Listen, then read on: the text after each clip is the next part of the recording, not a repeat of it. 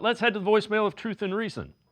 I'm very interested to see where DePodesta aligns with the organization. He's the king of analytics, and what doesn't make sense to me is why did they get Watson in the first place from an analytics standpoint and a salary cap standpoint, number one, and number two, does he have a say in this? I know they talk about alignment, and I know they talk about how Stefanski, Barry, and Haslam are all aligned. Where does DePodesta fall in the mix here? Thanks.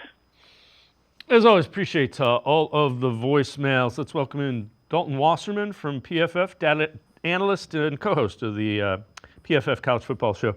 So Dalton, DePodesta, famous for Moneyball, all that stuff. He is an analytics guy who kind of puts a structure in, and we don't know the role, the exact role he plays by design. The front office they don't want you to know how they're making the sausage. But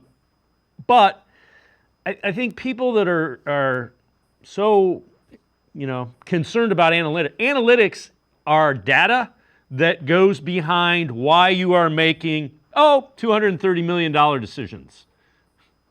Yeah, no, absolutely. And it is. And honestly, the biggest thing about analytics and where it helps the most is helping your team on the margins, right? Those marginal things that win football games. The thing, look, if there's an analytics argument to getting Deshaun Watson, it's the fact that in Houston, he was a top 5 or 6 quarterback in the NFL. There wasn't any question about that. The problem was the off-field issues and the amount of time off, right? Not playing for 2 years and how much that would affect him. And they've seen the worst case scenario on that. And look, analytics really don't matter as much if your quarterback is just not good, right? It's the idea that in stable situations, there is a floor where those things just aren't going to work, right? And I know there's certain teams that can coach their way and they can analytics their way above their talent level a little bit. But right now, if you have a guy playing like a backup caliber football, it really doesn't matter because whatever you do on the margins doesn't matter because the foundation of your team is a mess. So there's certainly, I understood the merit of getting Deshaun Watson